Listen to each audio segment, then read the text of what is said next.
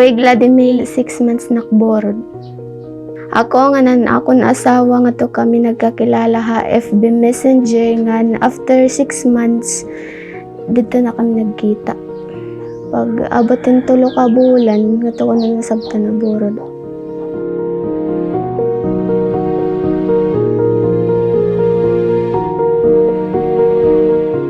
Pumalit ako ng pregnancy test nga dito ko na borod talaga.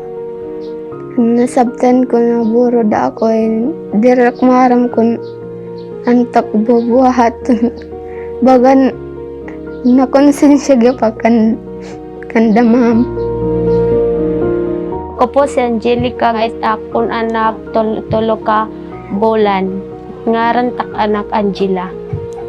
Trabaho tak asawa pero pangisda danay na 200 nga daha 500 itiya kita.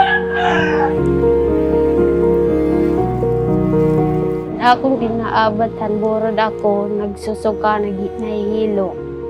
Kumadto call center nagpa-check up ako tapos an erasering nga borod ako.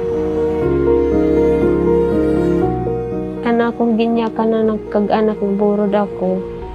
Lasing ako mama borod ak.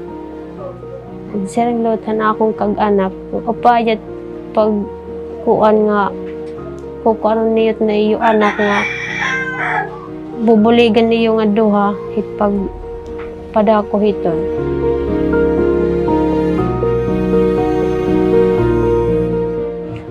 Akon anak nga Angela Maloya tapos permi matuok halos gabi permi ako piraw.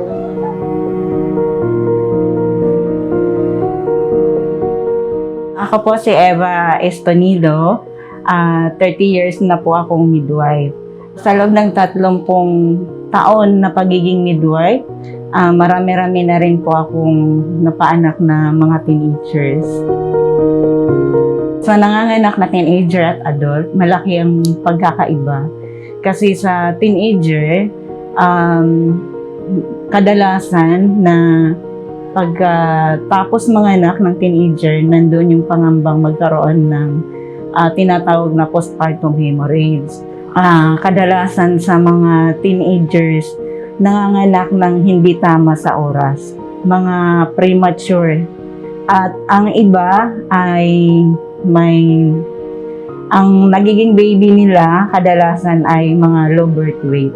So isa pang nakakadelikaduhan sa teenager na nanganganak ay yung pagkakaroon ng hemorrhage.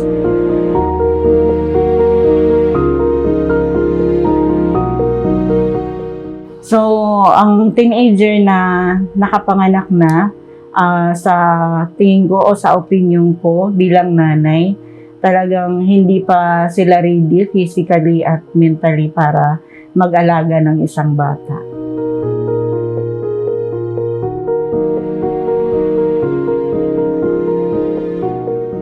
Makurihit pag-aasawa kun aga pa kay waray permanente nga kita kun pangingis da waray permi dakop dire makaka kuan hit pagkaon permi.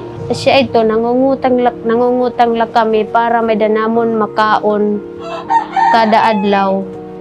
Tapos may danamon makakapi kada aga. Yan ang nanay na ako. Ako niya na ginaabat.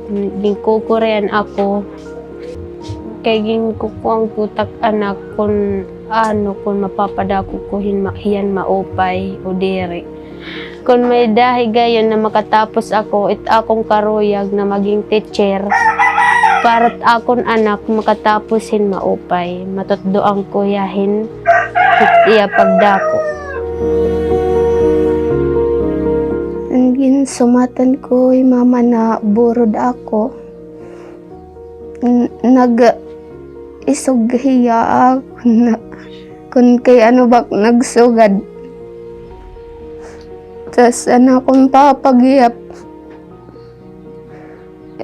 Bawal all family ko gyud dere na lang matanggap na nasugad ako kay siyempre bata pa man daw ko na ako. May ala ka pa balak nga sumulod ha eskwelahan nga kaya ano? May da pa kay para makabawi gihapag kag anak ngan para gihap makuanan ko pagdakot bata matustusan.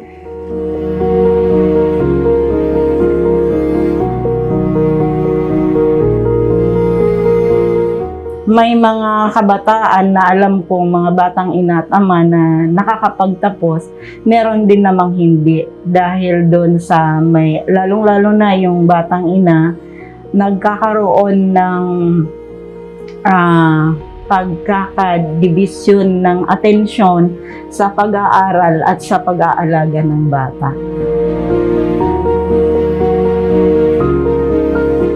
Ako karoy nga ikon mga kabataan nga ayaw ani ka pag-asawa, makurit ka butangan, pagtapos ani ka mo pag-eskwela. Gusto ko i-share kasi ko bata na diri lang rumamit pag-asawa kay dapat pagsubok ngan haros ba na pinaadahaim